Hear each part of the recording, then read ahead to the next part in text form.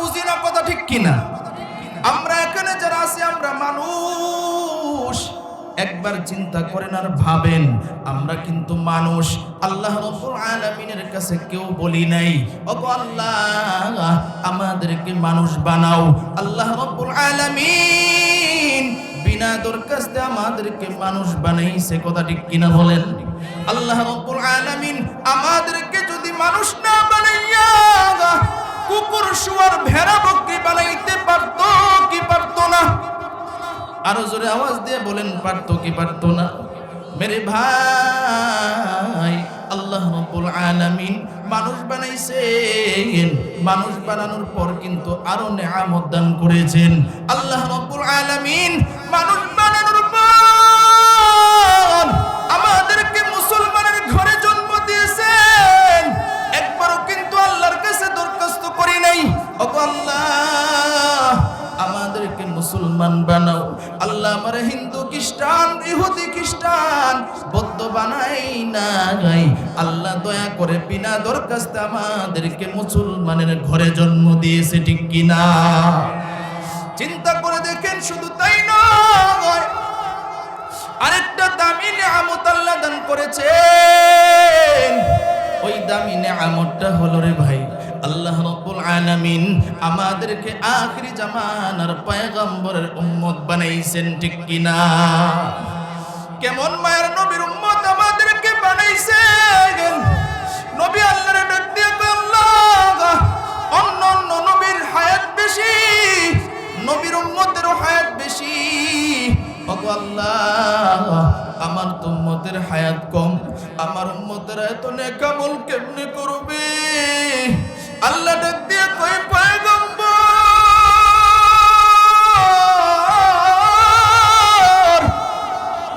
আপনার কোনো ভয় নাই, আপনার কোনো চিন্তা নাই।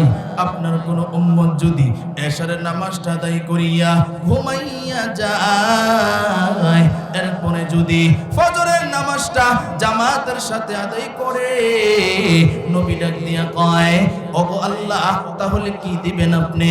আল্লাহ ডাক দিয়া কয় ওই বান্দাটা সারা রাত্রি বিছানায় ঘুমাইবে, আমি আল্লাহ তার আমল নামায় নফল নামাজের সব দিয়া দিব।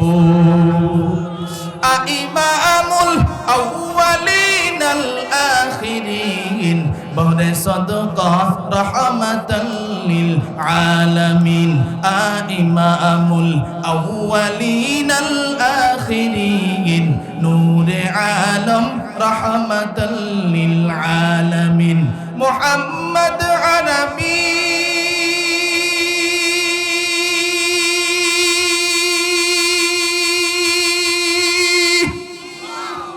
आइया नबी रस्ते पे शुआ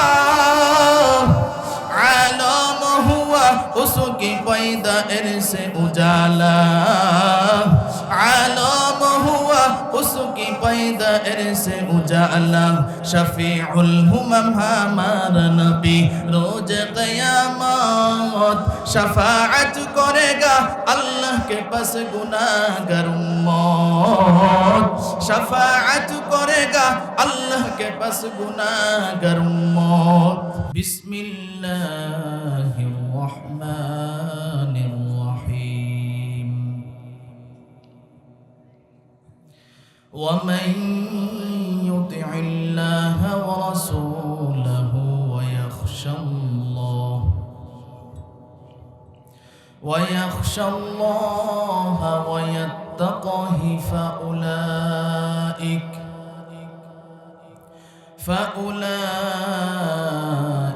هم الفائزون.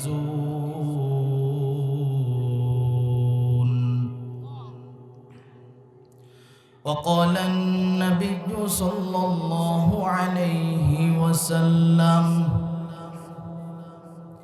لا يؤمن أحدكم حتى أكون أحب إليه من والده وولده والناس أجمعين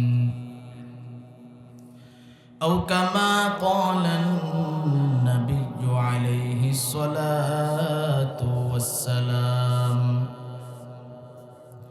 সাদাকাল্লাহু মাওলানাল আযীম ওয়া সাদাকা রাসূলুহুন নাবিয়্যুল কারীম ওয়া নাহনু আলা যালিকা মিনাশ শাহিদিন ওয়াশ শাকিরিন والذاكرين والحمد لله رب العالمين আমরা এখানে যারা আছি সকলেই নবীর মহব্বতে নবীকে ভালোবাসা প্রকাশ করে সকলেই নবীর উপরে দুরূদ পড়বেন।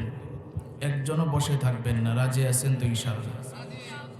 সকলেই জবান খুলে আওয়াজ দিয়ে দুরূদ ইব্রাহিম পড়েন। اللهم صل على محمد وعلى آل محمد كما صليت على إبراهيم وعلى آل إبراهيم إنك حميد مجيد اللهم بارك على محمد وعلى آل محمد كما باركت على إبراهيم وعلى آل إبراهيم إنك حميد مجيد محمد نے آخر کفر کو مٹایا کفر کو مٹا کر صداقت بتایا بلغ العلا بکمالہ كشف الدجى بجماله حسنت جميع خصاله صلوا عليه وآله ذكر كري لا إله إلا الله ما شاء الله आवाज दे जुड़े لا إله إلا الله لا إله إلا الله لا إله إلا الله لا إله لا إله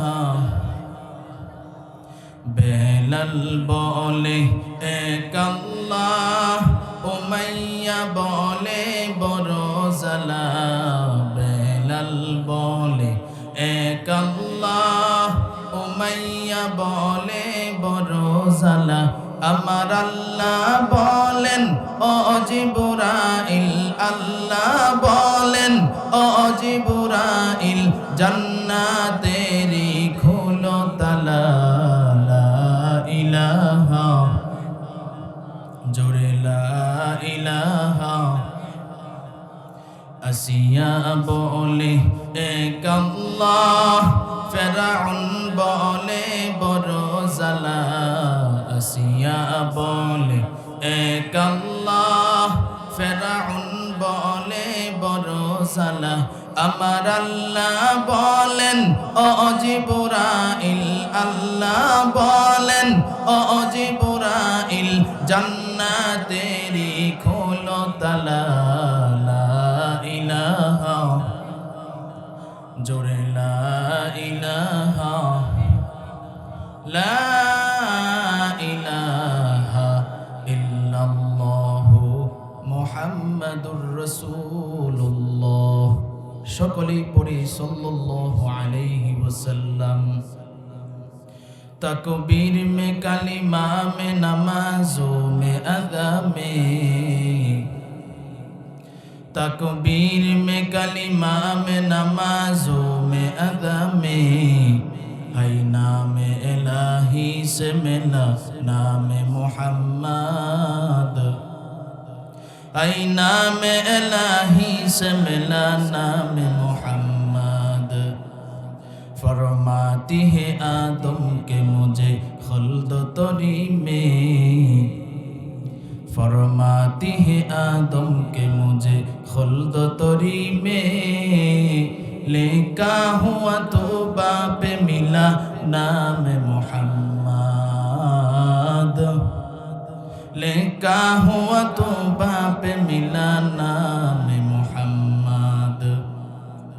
ऐ बंदे खुदा चाहोगार उनकी मुलाकात, ऐ बंदे खुदा चाहोगार उनकी मुलाकात। जल्दी से आ बैठे सुनो हजरत की नसीहत, जल्दी से आ बैठे सुनो हजरत की नसीहत। अल्हम्दुलिल्लाह।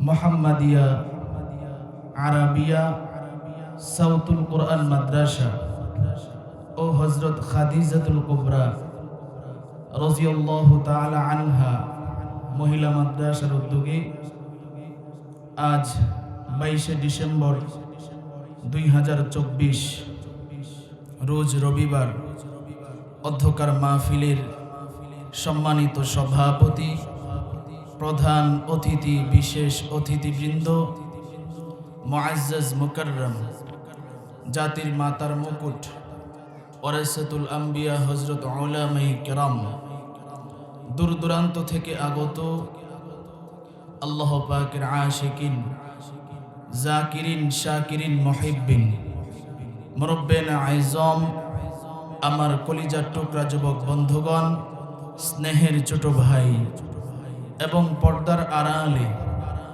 আলোচনা শুনছেন সম্মানিতা মুসলমান মা ও বোনেরা, আল্লাহ রাব্বুল আলামিনের দরবারে আমরা শুকরিয়া আদায় করি যে মহান রব্বুল আলামিন আমাদেরকে ভালোবেসে মহব্বত করে এই ফিতনা ফাসাদের জামানায় কোরআন ও সুন্নাহর ভিত্তিতে সহি তরিকায় কিছু কথা আমাকে বলার, আপনাদেরকে কিছু কথা শুনবার তৌফিক দান করেছেন। এই জন্য সকলেই শুকরিয়া আদায় করি, বলি আলহামদুলিল্লাহ। আলহামদুলিল্লাহর আওয়াজ এত কম কেন? এতগুলো মানুষ, আরো জোরে আওয়াজ দিয়ে বলেন আলহামদুলিল্লাহ। আজকের মাহফিল হওয়াতে আপনারা খুশি না বেজার? মাশাআল্লাহ। তবে অল্প সময়ের ভিতরে ইনশাআল্লাহ স্প্যান্ডেল ভরবে। কথা বলেন ইনশাআল্লাহ। আজকের এই মাহফিলটা কিন্তু আমাদের জন্য বড় একটা নেয়ামত। আপনারা যারা আলোচনা শুনতে আসছেন, আমাদের এই মাহফিলের যিনি সভাপতি হযরত মাওলানা আতাউর রহমান সাহেব দামাত বারাকাতুহুম, তিনি বলেছেন যে আজকের এই মাহফিলটা আত্মার খোরাক হিসাবে উলামায়ে কেরাম আপনাদেরকে কিছু কথা বলবেন, আপনারা শুনবেন। এই নেয়ামত কিন্তু কালকে পাবেন না। কথা ঠিক না বেঠিক? এই নেয়ামত কালকে পাওয়া যাবে না। এই নেয়ামত আজকেই শেষ হয়ে যাবে। আরেকবার যদি আল্লাহ বাঁচায় রাখে, আরেক বছর পরে আমরা যারা আলোচনায় আসছি, আলোচক আপনাদের সামনে যেইভাবে আলোচনা করতেছি, আলহামদুলিল্লাহ, আল্লাহর শুকর, এইভাবে প্রতিদিন কিন্তু আমাদের জন্য একদিন না, প্রতিদিন একটা, দুইটা, তিনটা করে প্রোগ্রাম করা লাগে। এইভাবে প্রতিদিন কিন্তু আমাদের বসা লাগে। তা আমাদের জন্য একদিন না, প্রতিদিন। আপনাদের জন্য বছরে আজকে একদিন। কথা ঠিক না বেঠিক? দেখেন, যারা আলোচক, আপনারা হয়তোবা মনে করেন হুজুররা প্রাইভেট কার দিয়ে আসে, আরামে বয়ান কইরা পকেট ভর্তি কইরা টাকা নিয়ে আবার ঢাকায় চইলা যায়। আসলে এটা ভুল ধারণা। উলামায়ে কেরাম কোরআনের খাদেম হিসেবে যে কষ্টটা করে, বক্তাদের সাথে যদি কেউ ঘুরেন তাহলে বুঝতে পারবেন বক্তাদের কি পরিমাণ কষ্ট। কথা ঠিক না বেঠিক? ঢাকা থেকে যদি একটা মানুষ সকালবেলায় রওনা দেয়, সারাদিন জার্নি করে একটা মাহফিল ধরা লাগে। আবার যখন বয়ান করে যায়, বক্তা ঘুমাইতে পারে না, কারণ হচ্ছে ড্রাইভার যিনি থাকেন তাকে যদি সজাগ না রাখা হয়, গাড়ি রাস্তায় থাকবে না, খালে থাকবে। কথা ঠিক কিনা বলেন? এজন্য আমি সবসময় এই কথাটা বলি যে যারা আলোচক, রেগুলার যারা আলোচনা করে, অবস্থা অনুযায়ী সুস্থ থাকার কথা না। একটা মানুষ দৈনিক অঘুমা থাকে, দিনের বেলা 1-2 ঘন্টা ঘুম, হয়তোবা রাতে মসজিদে যাইতে যেতে 4টা বেজে যায়, 5টা বেজে যায়, ফজরের নামাজের সময় হয়, কিন্তু আল্লাহ তাআলার দয়া, বক্তারা যে সুস্থ থাকে আবার কথা বলতে পারে পরের দিন, এটা আল্লাহর দয়া ছাড়া আর কিচ্ছু না। কথা ঠিক কিনা বলেন? এজন্য ভাইয়েরা আমার, আপনারা যারা আসছেন খুব মনোযোগ দিয়া, গভীর মনোযোগ, এমন ভাবে কথাগুলো শ্রবণ করার চেষ্টা করবেন যেন এখান থেকে কিছু নিয়ে বাড়িতে যাইতে পারে। আর যদি মনে করেন যে আপনি শুধু ওয়াজ শুই না কান সুখ করবেন, মজা নেবেন, ফায়দা হবে না। এজন্য সকলেই পাক্কা নিয়ত করেন ইনশাআল্লাহ, আমরা যারা এখানে আসি যতক্ষণ আলোচনা হবে মনোযোগ সহকারে আলোচনা শুনবো, কেউ ডিস্টার্ব করব না। কারণ এটা কোরআনের বাগান, এখানে একটা ক্লাসের মতো। কারণ কোরআনের মজলিসে উঠা বসা করলে যিনি আলোচক তার আলোচনায় ব্যাঘাত ঘটে, এটাও একটা বেয়াদবি। কথা ঠিক কিনা বলেন? তবে হাজত থাকলে এটা অন্য ব্যাপার। ইস্তেঞ্জার হাজত থাকতে পারে, আস্তে আস্তে আদবের সাথে চলে যাবেন, হাজত শেষ করে আবার বসবেন। রাজি আছেন তো ইনশাআল্লাহ? তো কারা কারা সুন্দরভাবে মনোযোগ দিয়ে আলোচনা শুনবেন একটু হাত তুলে আল্লাহরা দেখান তো। মাশাআল্লাহ, নারায়ে তাকবীর, আরো জোরে নারায়ে তাকবীর। আমরা এখানে যারা আছি কেউ কিন্তু আমরা সারা জীবন বেঁচে থাকবো, 1 সেকেন্ড বেঁচে থাকবো, এটার কোনো গ্যারান্টি নাই।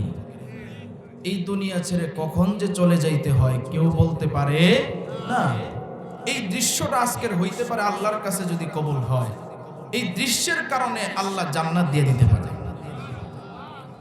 এ দুনিয়া ছেড়ে চলে যাব একদিন, ঠিক কিনা?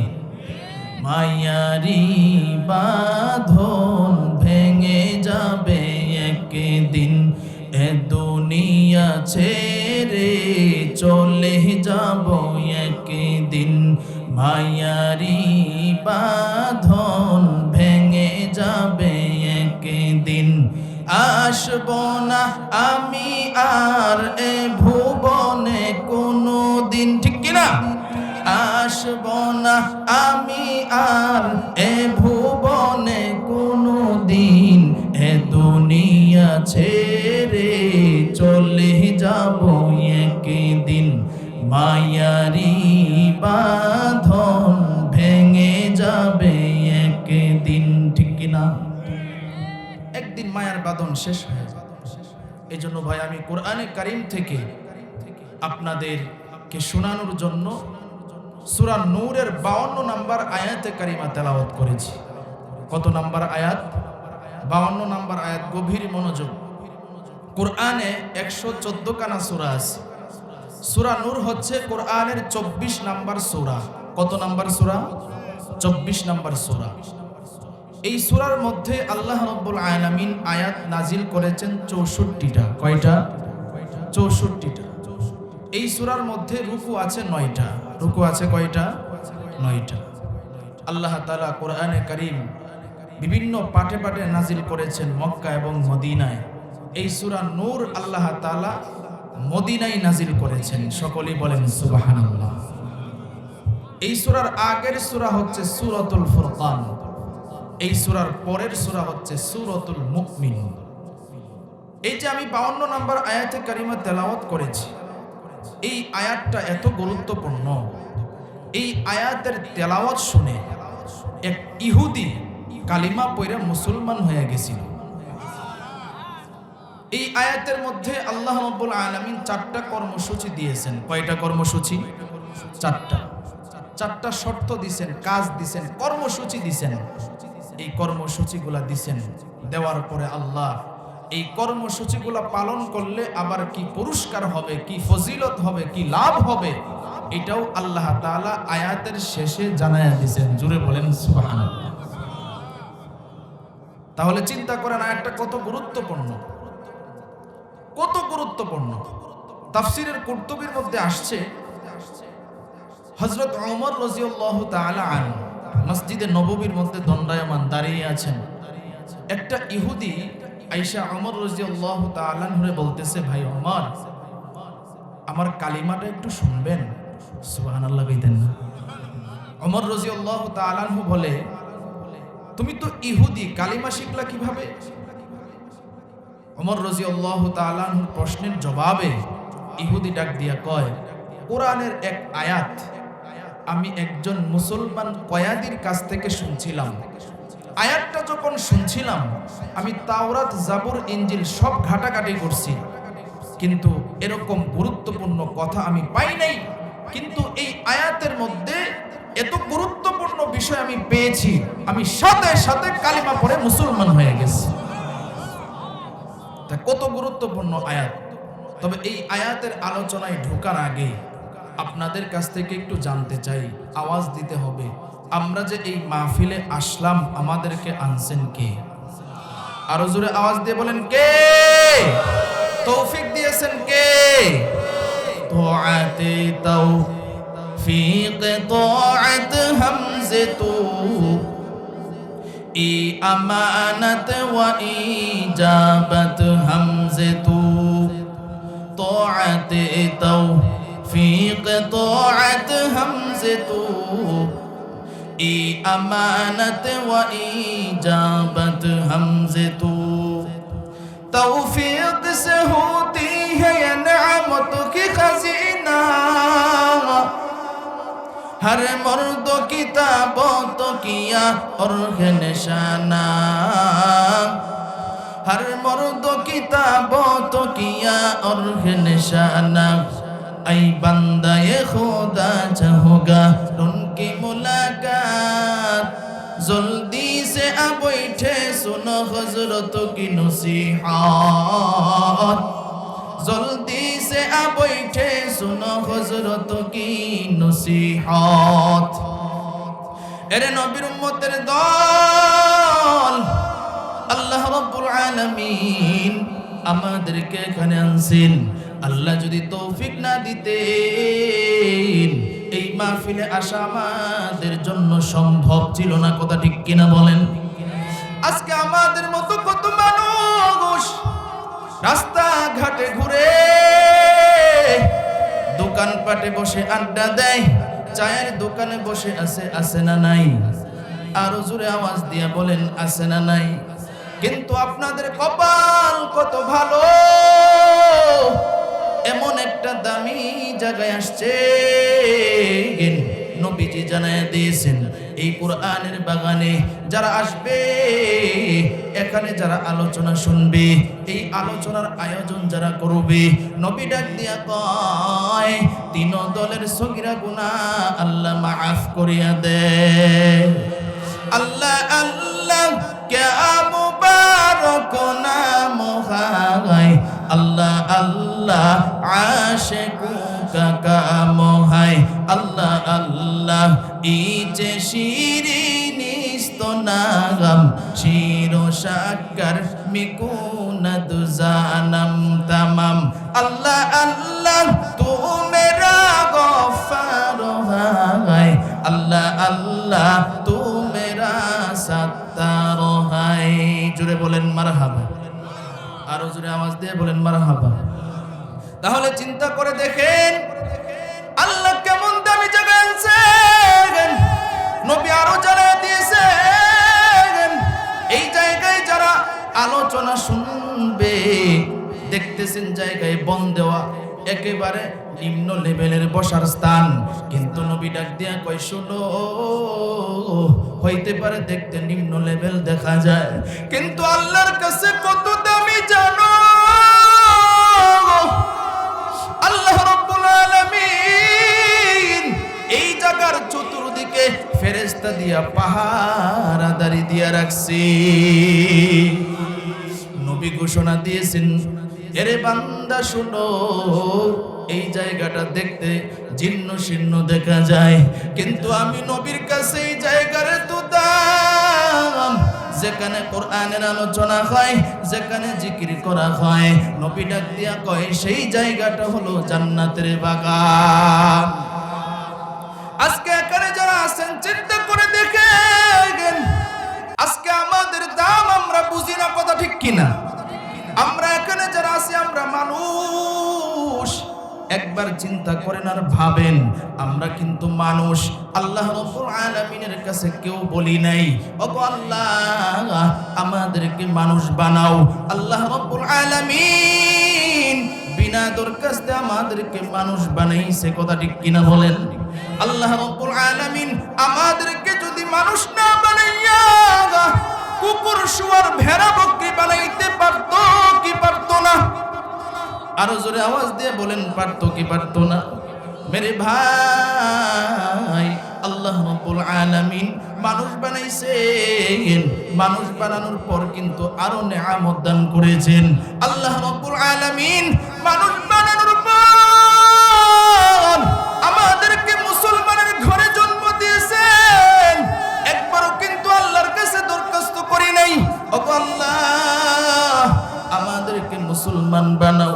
আল্লাহ আমারে হিন্দু খ্রিস্টান ইহুদি খ্রিস্টান বৌদ্ধ বানাই নাই, আল্লাহ দয়া করে বিনা দরখাস্তে আমাদেরকে মুসলমানের ঘরে জন্ম দিয়েছে, ঠিক কিনা?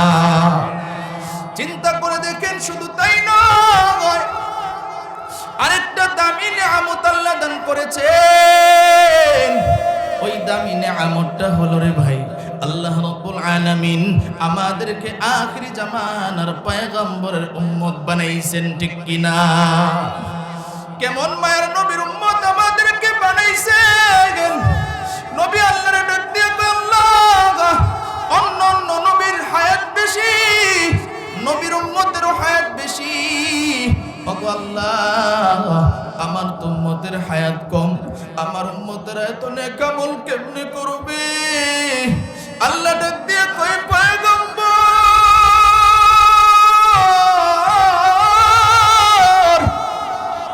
আপনার কোনো ভয় নাই, আপনার কোনো চিন্তা নাই। আপনার কোনো উম্মত যদি এশারের নামাজটা আদায় করিয়া ঘুমাইয়া যায়, এরপরে যদি ফজরের নামাজটা জামাতের সাথে আদায় করে, নবী ডাক দিয়া কয় ওগো আল্লাহ তাহলে কি দিবেন আপনি? আল্লাহ ডাক দিয়া কয় ওই বান্দাটা সারা রাত্রি বিছানায় ঘুমাইবে, আমি আল্লাহ তার আমল নামায় নফল নামাজের সব দিয়া দিব। ইমামুল আউয়ালিন আল আখিরিন বহরে সদকা রাহমাতাল লিল আলামিন। ইমামুল আউয়ালিন আল আখিরিন নূরে আলম রাহমাতাল লিল আলামিন মুহাম্মদ আরবি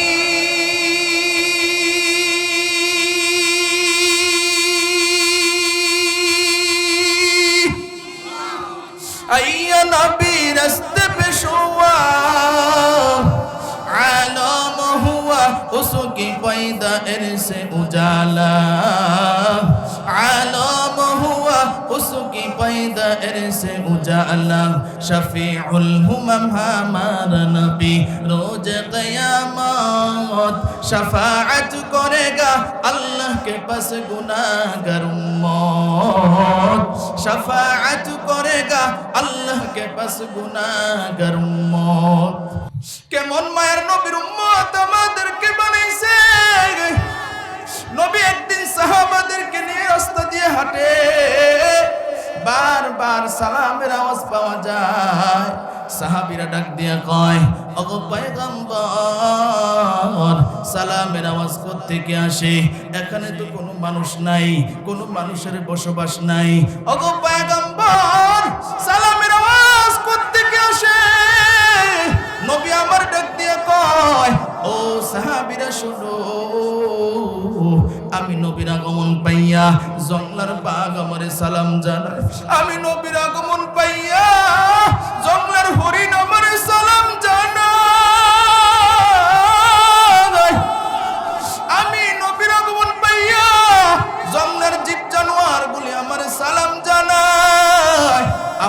আমি শুধু মানুষের নবী নই, আমি জঙ্গলের জীব জানোয়ার বলির নবী। বলেন সুবহানাল্লাহ। কিন্তু আজকে আমাদের দাম আমরা বুঝি না। দাম যদি বুঝতাম তো মুসলমানের সন্তান মসজিদের সামনে দিয়ে হাঁটে, মাথার চুলের কাটিং মেসি আর নেইমান খ্রিস্টানদের তরিকায় কাটে, এরপরে 2 আঙ্গুলের চিপায় একটা সিগারেট ধরায়, এরপরে স্টাইল দিয়ে হাঁটে, আর মসজিদে নামাজের সময় হয় কিন্তু ওই মুসলমানের সন্তান মসজিদে না যায় রাস্তা দিয়ে হাঁটে আর পেক পেকায় হাসে। কথা ঠিক কিনা বলুন? মুসলমানের অবস্থা আজকে আমাদের দাম আমরা বুঝি না।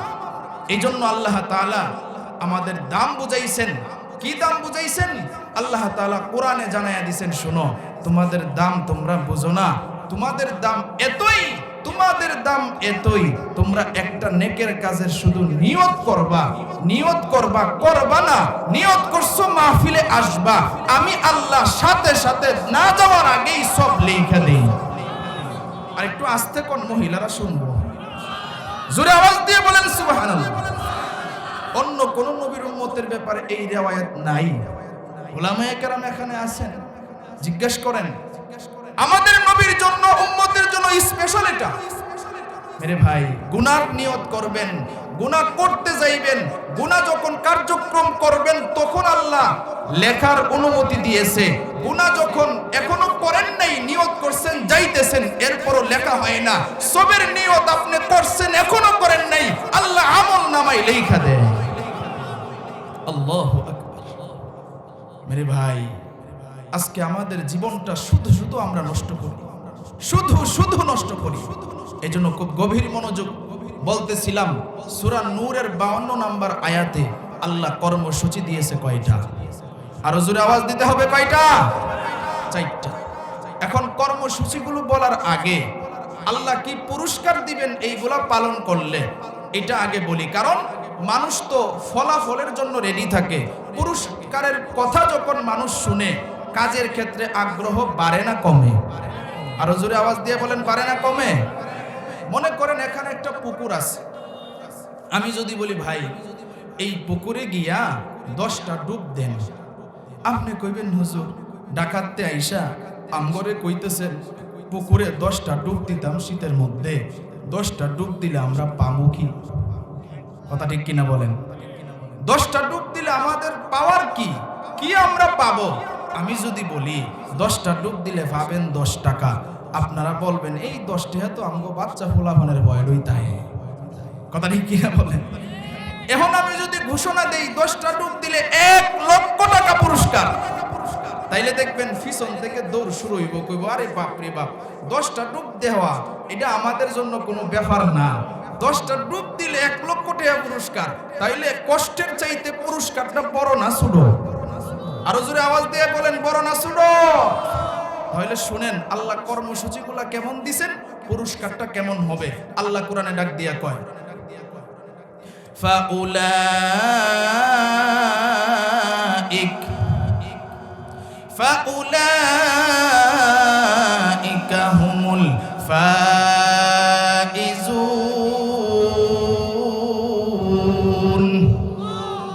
আল্লাহ রাব্বুল আলামিন বলে এই 4টা কর্মসূচি যারা পালন করবে তারা সাকসেসফুল, কামিয়াব, সফল কাম হয়ে যাবে। জুড়ে বলেন সুবহানাল্লাহ। সাকসেসফুল, কামিয়াব, সফল কাম একই শব্দ, একই অর্থ। 3টা কেন শব্দ বললাম? কারণ এক একজন এক একটাতে বুঝে।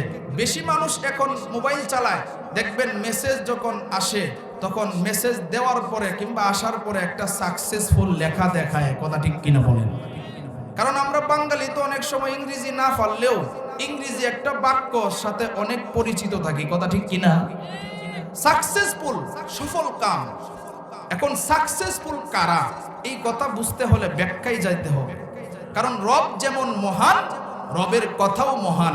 রব যেমন মহাজ্ঞানী, রবের কথা অল্প কিন্তু এর মধ্যে ব্যাখ্যা অনেক বেশি।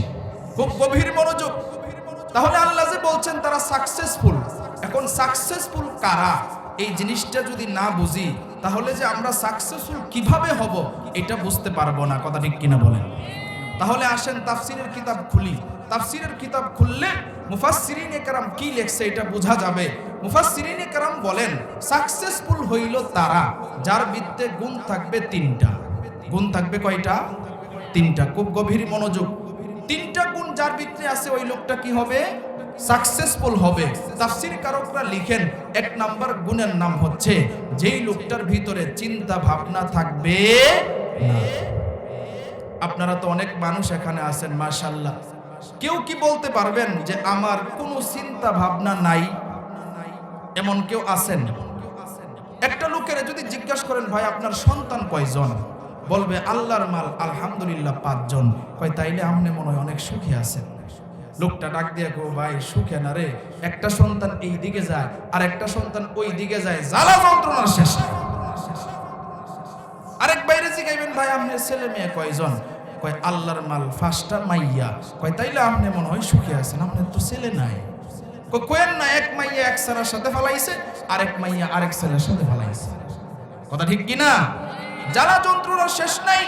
আরেক লোকের জিগাইবেন ভাই আপনার ছেলে মেয়ে কয়জন, আল্লাহর মাল একজনও নাই, তাইলে আপনি মনে হয় খুব সুখে আছেন। সে কইব একটা ছেলে সন্তান মেয়ে সন্তানও নাই, আমার থেকে দুঃখী আর এই জগতে কেউ নাই। কথা ঠিক না বে ঠিক? তাইলে চিন্তা ভাবনা আছেই মানুষের। তাহলে এখন এই কথা যদি আমি বলি তাহলে কোরআন হাদিস থেকে বোঝাতে হবে, বলতে হবে, দলিল দিতে হবে, তাইলে না বুঝে আসতো। কথা ঠিক কিনা বলেন? তাহলে শুনেন দলিল। মুসলিম শরীফের 3297 নম্বর হাদিস। এক রিওয়ায়াতে হযরত আবু বকর সিদ্দিক রাদিয়াল্লাহু তাআলা আনহু বলছেন, আরেক রিওয়ায়াতে হযরত আনাস রাদিয়াল্লাহু তাআলা আনহু বলছেন, হযরত আবু বকর সিদ্দিক রাদিয়াল্লাহু তাআলা আনহু নবীরে ডাক দিয়া কয়, পয়গম্বর হাল সিত্তা ইয়া রাসূলুল্লাহ, ওগো পয়গম্বর আপনার মাথার তো 20টা চুল পেকে গেছে, কোন চিন্তায়, কোন পেরেশানিতে, কোন টেনশনে আপনার মাথার চুল পাকলো? নবী ডাক দিয়া কয়, আবু বকর আল্লাহ কোরআনে একটা সূরা নাজিল করছে, যেই সূরার নাম হচ্ছে সূরাতুল হুদ। এই সূরা হুদের চিন্তায় আমি রাসূলের মাথার চুল পেকে গেছে। তাহলে চিন্তা করেন, গভীর মনোযোগ দিয়ে বুঝেন। আবু বকর কয় নবী চুল কেন পাকলো? নবী ডাক দিয়া কয়, আবু বকর আল্লাহ কোরআনে আরেকটা সূরা নাজিল করছে, যেই সূরার নাম হচ্ছে সূরাতুল মুরসালাত। এই সূরা মুরসালাতের চিন্তায় আমি রাসূলের মাথার চুল পেকে গেছে। ডাক দিয়া কয়, আবু বকর আল্লাহ কোরআনে আরেকটা সূরা নাজিল করছে, যেই সূরার নাম হচ্ছে সূরা নাবা। এই সূরা নাবার চিন্তায় আমি রাসূলের মাথার চুল পেকে গেছে। রাসূল ডাক দিয়া কয়, আবু বকর আল্লাহ কোরআনে আরেকটা সূরা নাজিল করছে, যেই সূরার নাম হচ্ছে সূরাতুল ওয়াকিআ। এই সূরা ওয়াকিআর চিন্তায় আমি রাসূলের মাথার চুল পেকে গেছে। ডাক দিয়া কয়, আবু বকর আল্লাহ কোরআনে আরেকটা সূরা নাজিল করছে, যেই সূরার নাম হচ্ছে সূরাতুশ শামস। এই সূরা শামসের চিন্তায় আমি রাসূলের মাথার চুল পেকে গেছে। আল্লাহু আকবার। তাহলে চিন্তা করে দেখেন, যেই নবী আল্লাহর বন্ধু, আল্লাহ কয় অন্য অন্য যত নবী রাসূল আছে সকলেই আমি আল্লাহর পাগল, আর আমার বন্ধু মুহাম্মদুর রাসূলুল্লাহ তার পাগল আমি আল্লাহ নিজে। সুবহানাল্লাহ। আস্তে কোন, জোরে কোন সুবহানাল্লাহ। তাহলে সেই নবীর চিন্তা ছিল কি ছিল না? ছিল। এখন বলবেন হুজুর আমরা তো ওলি আউলিয়ার ভক্ত বেশি, তাইলে ওলিদের ভিতরে কি চিন্তা ছিল কিনা? উলামায়ে কেরাম যারা আছেন তারা তো বুঝবেন, আপনারাও বুঝেন।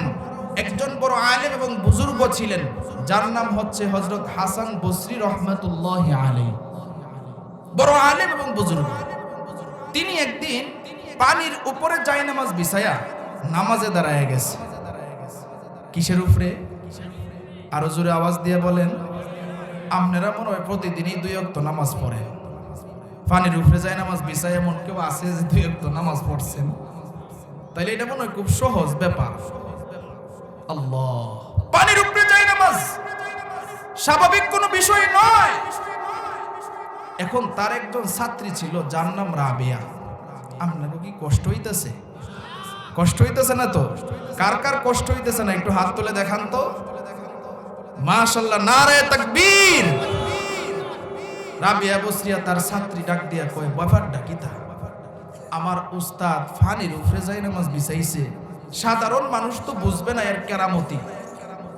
এখন সাধারণ কোনো মানুষ যদি দেখে হাসান বসরি পানির উপরে জায়নামাজ বিছাইছে, সে তো মনে করবে তার থেকে বড় আর কেউ মনে হয় নাই। মানুষ তখন সেজদা দেওয়া শুরু করবে, ভক্তি করা শুরু করবে, মানুষের শিরিক হবে। কথা ঠিক কিনা বলেন? কারণ এমন মূর্খ মূর্খ মানুষ আছে না নাই? রাবিয়া বসরিয়া কয় না, এটার প্রতিবাদ কিভাবে করা যায়? তিনি আল্লাহরে ডাক দেয়া কয়, আল্লাহ তুমি আমারে একটু তৌফিক দেও, আমি যেন বাতাসের উপরে যাই নামাজ বিছায়া নামাজে দাঁড়াইতে পারি। আল্লাহু আকবার। পানির উপরে যাই নামাজ বিছাইছে, আর রাবিয়া বসরিয়া কোথার কথা কয়? বাতাসের উপরে। রাবিয়া বসরিয়া যখন আল্লাহর কাছে সাহায্য চাইছে, আল্লাহ তৌফিক দিছে, কিতাবের মধ্যে লেখে রাবিয়া বসরিয়া বাতাসের উপরে যাই নামাজ বিছায় নামাজ শুরু করছে। সুবহানাল্লাহ। হাসান বসরি পানির উপরে, রাবিয়া বাতাসের উপরে। হাসান বসরির নামাজ শেষ করে উপরে দিকে তাহায়া দেহে একজন বাতাসের উপরে যাই নামাজ বিছায়া নামাজে দাঁড়াইছে। হাসান বসরি কয়, কে তুমি? রাবিয়া বসরিয়া কয়, আমি। কয়, আমি ডাকে নিচে নামে আও। সুবহানাল্লাহ কইতেন না, নিচে নামো। রাবিয়া বসরিয়া নামছে। ও রাবিয়া, কি ব্যাপার? বাতাসের উপরে কেন লাগিয়া?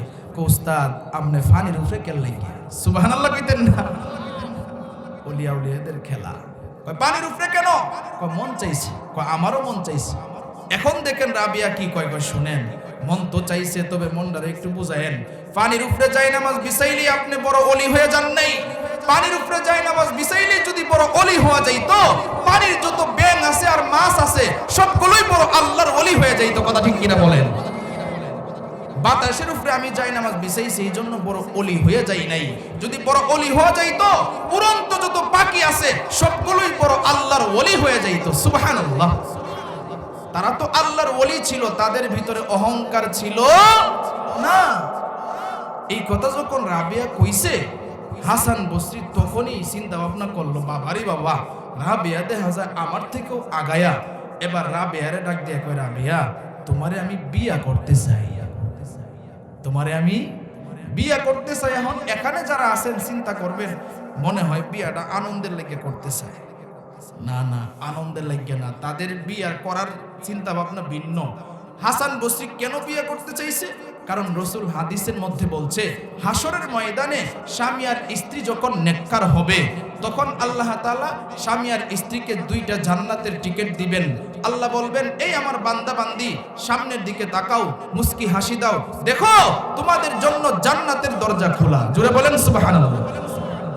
এখন স্ত্রী যদি বদকার হয়, স্বামী যদি নেককার হয়, অথবা স্ত্রী নেককার স্বামী বদকার, তাহলে কি হবে?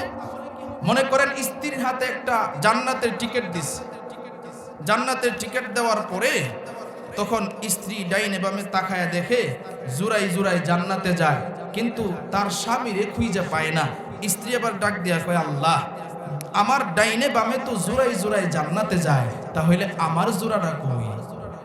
আল্লাহ কইব, তোর জোড়ারে তুই খুঁজস, দুনিয়াতে তো তোর জামাই আকাম আর কুকাম কম করে নাই। কথা ঠিক কিনা বলেন?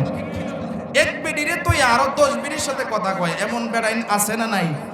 আরো জোরে আওয়াজ দিয়ে বলেন, আছে না নাই?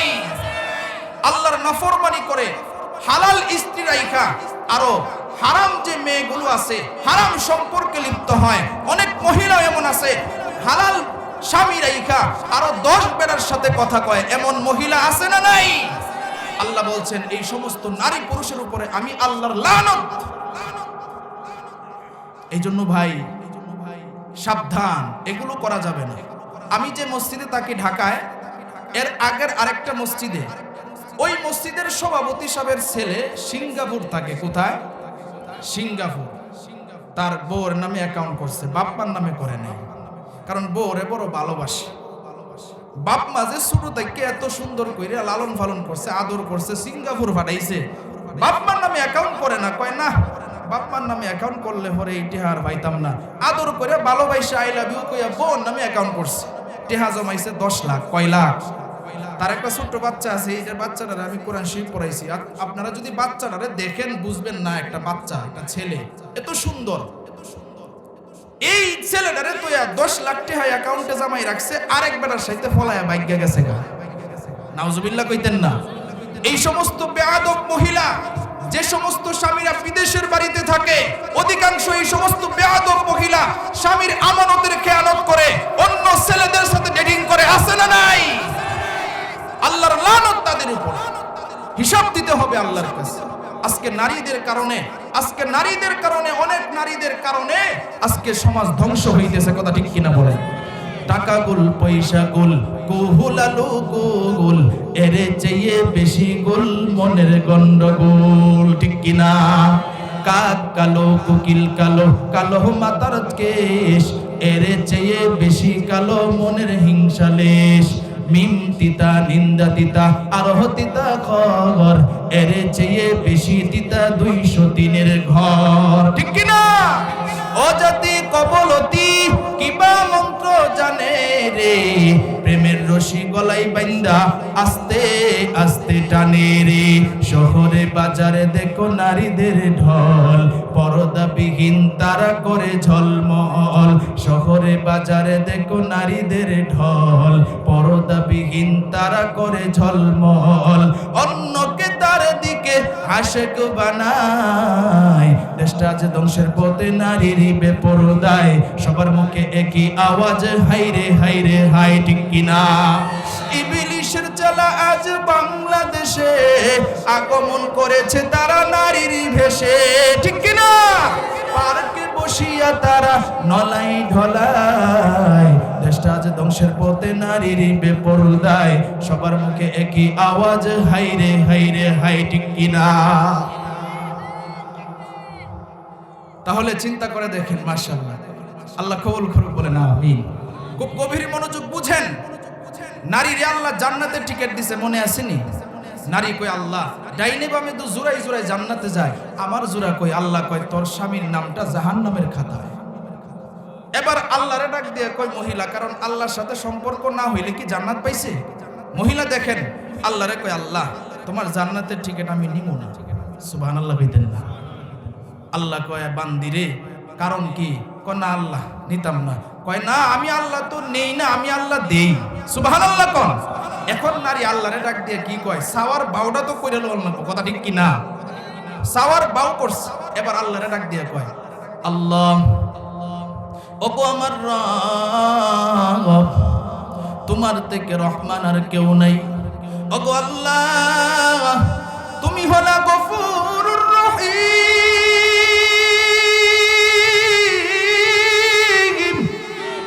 ওগো আল্লাহ তুমি হইলা রহমানুর রহিম। ওগো আল্লাহ তুমি তো নেও না, তুমি আল্লাহ দেও। ওগো আল্লাহ তোমার কাছে আমি একটু সাহায্য চাই, আমার স্বামীটার একটু জাহান্নাম থেকে নামটা কাটায়া জান্নাতের টিকিটটা দিয়ে দাও। আল্লাহ ডাক দিয়ে কই বান্দি আমারে যেহেতু তুই সুপারিশ করছস, আমি আল্লাহ কইছি দেই নেই না। আরে বান্দি ঠিক আছে, তোর কথা আমি মানলাম।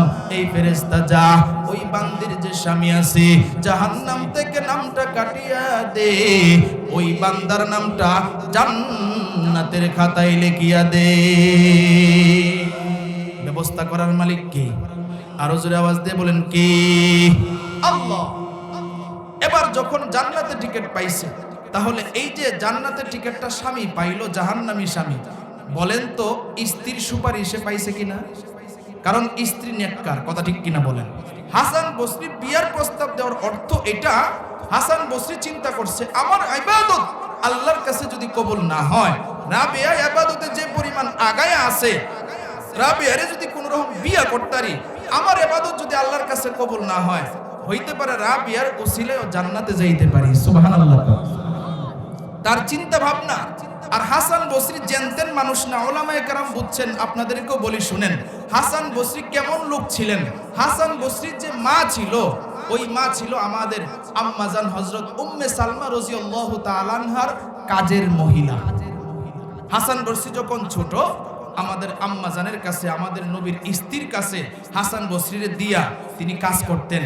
আম্মাজান যখন রাখতেন কোলে, বাচ্চা মানুষ তো কান্না করে, তখন বাচ্চাদের কান্না করলে থামানোর একটা কাজ হইল, হয়তোবা তার মুখে কিছু দিতে হবে, আর না এলে দুধ খাওয়াইতে হবে। এবার আম্মাজান উম্মে সালমা কি করত? বাচ্চা যখন কান্না করত, তিনার স্তনের দুধ খাওয়ানোর চেষ্টা করত। তিনার স্তনে তো দুধ ছিল না, কিতাবের মধ্যে লেখে হাসান বসরির মুখ লাগাইতে দেরি হইতো, দুধের জোয়ার হইতে দেরি হইতো না। সুবহানাল্লাহ। তাহলে চিন্তা করেন, আমাদের আম্মাজানের দুধ খাইছে। এরপরে হাসান বসরির উস্তাদ ছিল হযরত আব্দুল্লাহ ইবনে মাসউদ রাদিয়াল্লাহু তাআলা আন। হাসান বসরির উস্তাদ ছিল হযরত আলী রাদিয়াল্লাহু তাআলা আন। ওনাদের দুজনের উস্তাদ ছিল আপনার আমার নবী মুহাম্মদুর রাসূলুল্লাহ সাল্লাল্লাহু আলাইহি ওয়াসাল্লাম। তিনি কত বড় আলেম। আর রাবিয়া, তিনার গুণ যদি বলি তাহলে বুঝবেন। তার বাড়ি হইল হাবশায়। হাবশার মানুষ হইল কালো, আবার চেহারার কোনো ডং ডাং নাই, ঠুট মোটা, নাক মোটা, চোখ বড় বড়, পায়ের গুছা মোটা। এরপরে রাবিয়া হইল বিধবা, 3-4টা বাচ্চাও আছে, আবার কাজের লোক, বুয়ার কাজ করে। তাহলে রাবিয়ার ভিতরে একটা গুণ আছে, যেই গুণটা হইল দিনদার। কথা ঠিক কিনা? রাবিয়া বসরিয়া কয় ঠিক আছে, আপনি যেহেতু বিয়ার প্রস্তাব দিছেন, বিয়া বইতে রাজি আছি, তবে 4টা চিন্তায় আমি রাবিয়ারে ঘুমাইতে দেই না। সুবহানাল্লাহ কইতেন না? কয়টা চিন্তায়? 4টা চিন্তায়। হাসান বসরি কয় তাইলে আমি কি করতাম? কয় বিয়ার প্রস্তাব যেহেতু দিছেন, তাইলে এই 4টা চিন্তা যদি দূর করতারেন, আমি আপনার কাছে এক্ষুনি বিয়া বইতে রাজি। হাসান বসরি কয় আচ্ছা শুনি তোমার চিন্তাগুলি কি। এবার রাবিয়া কয় 1 নাম্বার চিন্তা, আমি ঈমান আমল নিয়া দুনিয়া থেকে বিদায় হইতে পারবো কিনা এই টেনশনে আমার ঘুম আসে না। ও হাসান বসরি গো, এই টেনশনটা কি তুমি আমারে দূর করতে পারবা? হাসান বসরি ডাক দিয়ে কই রাবিয়া রে, এই টেনশন আমি তোমার থেকে কিভাবে দূর করব? এই টেনশনে তো আমি হাসান বসরি ঘুমাইতে পারি না। জোরে বলেন সুবহানাল্লাহ। খুব গভীর মনোযোগ। এবার হাসান বসরি কয় দ্বিতীয় প্রশ্নটা করো। রাবিয়া কয় দ্বিতীয় প্রশ্নের উত্তর যদি দিতে পারেন বিয়া হয়ে যাবে। বলে কি প্রশ্ন বলো? দ্বিতীয় প্রশ্ন হলো, আমি যখন কবরে যাব, কবরে যাওয়ার পরে 3টা প্রশ্ন করা হবে। এই 3টা প্রশ্নের উত্তর আমি রাবিয়া দিতে পারবো কিনা গো, এই চিন্তায় আমি ঘুমাইতে পারি না। ও হাসান বসরি, তুমি কি পারবা এই চিন্তা আমার থেকে দূর করতে? হাসান বসরি কয়লা না, আমি এটা পারবো না। এবার ডাক দিয়ে কয় 3 নাম্বার চিন্তাও যদি দূর করতে পারো বিয়া হয়ে যাবে। বলে বলো তোমার 3 নাম্বার চিন্তা। তিনি তখন কোরআনের আয়াত শোনায় দেয়, ফারিকুম ফিল জান্নাতি ওয়া ফারিকুম ফিস সাঈর।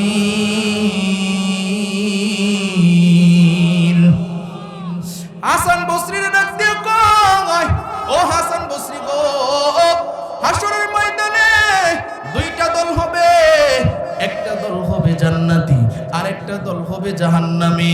ও হাসান বসরি গো, আমি রাবিয়া কি জান্নাতি হব নাকি জাহান্নামী হব, এই টেনশনে আমি ঘুমাইতে পারি না। হাসান বসরি কয় রাবিয়া রে, এই টেনশন তো আমার ভিতরেও আছে, তোমার 4 নাম্বার টেনশনের কথা বলো। হাসান বসরির এবার রাবিয়া ডাক দিয়া কয় ও হাসান বসরি, 4 নাম্বার টেনশনটাও যদি দূর করতে পারো বিয়া হয়ে যাবে। বলো তোমার 4 নাম্বার চিন্তা।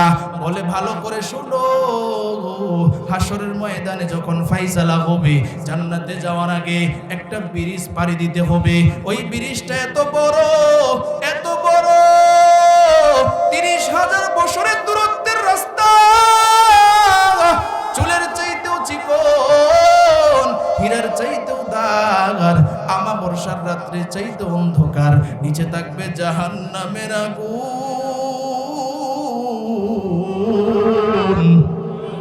ও হাসান বসরি গো, এত কঠিন রাস্তা আমি কিভাবে পার হব গো, এই টেনশনে আমি ঘুমাইতে পারি না। হাসান বসরি ডাক দিয়া কয় ও রাবিয়া রে, তোমার এই টেনশন আমি কিভাবে দূর করব গো, এই টেনশনে তো আমি হাসান বসরি ঘুমাইতে পারি না। তাহলে চিন্তা করে দেখেন কত বড় একজন আলেম এবং বুজুর্গ, তিনি ডাক দিয়া কয় এই টেনশনে তো আমি ঘুমাইতে পারি না। তবে আমগো দেশের যে বন্ড ফির আছে, বন্ড ফির আছে না নাই? রাগ করতেছেন আপনারা?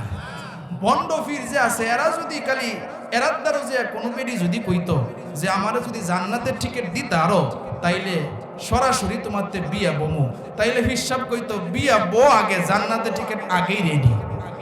কথা ঠিক কিনা বলেন? কারণ অহনের যে হিসাব কতগুলো আছে বন্ড সাহায্যে বই রইছে, এইগুলার লোভই হইল টাকা পয়সার লোভ, নারীর লোভ, মানুষের সম্পদ আত্মসাতের লোভ। কথা ঠিক কিনা বলেন?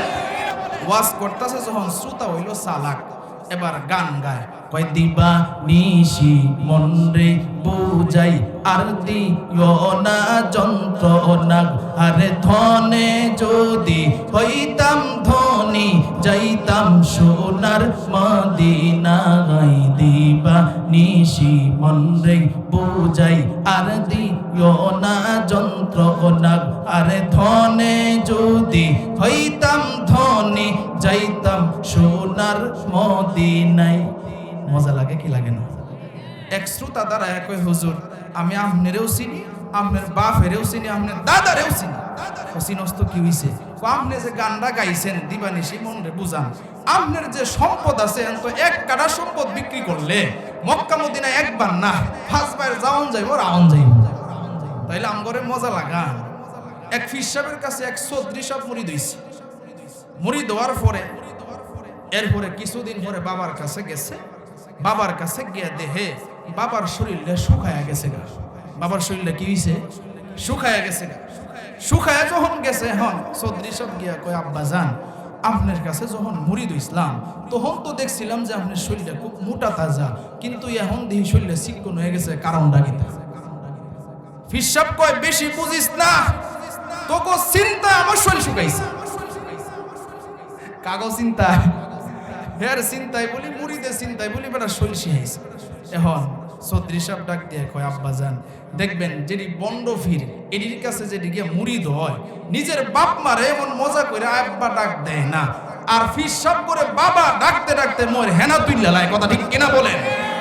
ভালো করে মনে রাখবেন, নিজের বাপ মারে যদি না খাওয়ান, নিজের বাপ মারে দেখাশোনা না করেন, কোন মহা বড় আল্লাহ ওয়ালার হাত যদি ধরেন, তাহলে নিজের বাপ মারে যদি খুশি না রাইখা পীরের দরবারে আপেলের বস্তা নিয়ে যান, কলার বাগান নিয়ে যান, টাকা পয়সার বস্তা নিয়ে যান, গরু ছাগল নিয়ে যান, ওই পীরের হাত ধরে নিজের বাপ মাকে বেজার করে কখনো জান্নাতে যাইতে পারবেন না। কথা ঠিক কিনা বলেন? নিজের বাপ মা হইল আসল বড় পীর। নিজের বাপ মারে আগে দেখতে হবে, এরপরে হক্কানি একজন আল্লাহওয়ালার হাত ধরতে হবে। পীরের বিরোধিতা করি না, মুরিদেরও বিরোধিতা করি না, তবে হাত ধরতে হবে একজন আল্লাহওয়ালা হক্কানির। কথা ঠিক কিনা বলেন? নিজের বাপ মারে মজা করে আব্বা ডাক দেয় না। রসুল বলছে, শোনো 4টা জিনিস, কিচ্ছু করা লাগবে না, খালি তাকায়া থাকবা, আল্লাহ সব দিতে থাকবে। আর একটু আস্তে কোন মহিলারা শুনবো, জোরে কোন সুবহানাল্লাহ। কিচ্ছু করা লাগবে না, খালি তাকায়া থাকবা। সুসংবাদটা কত সুন্দর দেখছে।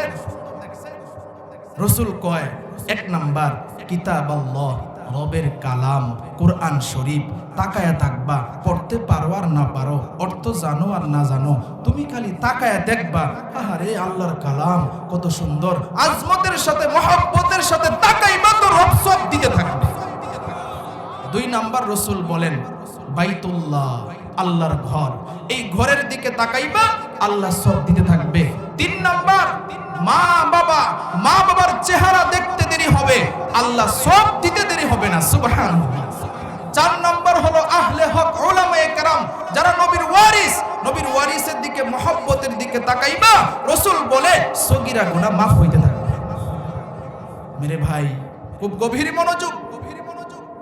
ওই চৌধুরী সাহেব যখন কয়, ফির সাহেব আপনার শরীরটা শুহাইছে কেরে, কি কইছে ফির সাহেব?